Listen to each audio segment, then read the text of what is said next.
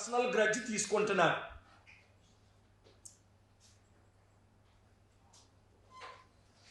Nuclear sites అనే పేరుతో ప్రపంచ 3వ యుద్ధాన్ని ఆహ్వానిస్తున్నాడు. అందుకనే ప్రైమ్ మినిస్టర్ ఒమాంట్ లాంటి వారు,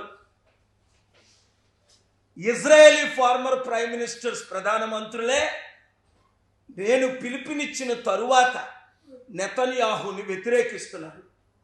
ఇమీడియట్గా సీజ్ ఫైర్ చేయమని. మాకేంటి అనుకుంటున్నారా?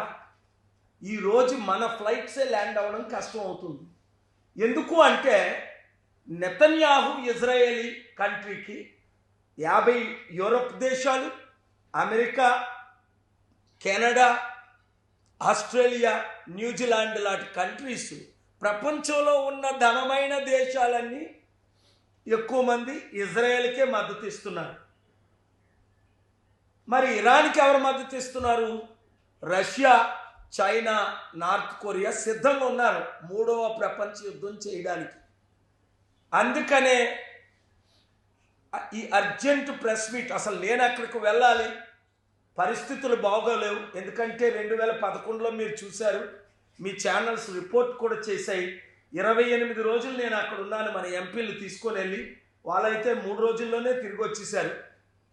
60,000 మంది డెడ్ బాడీస్ నా కళ్ళతో నేను చూశాను.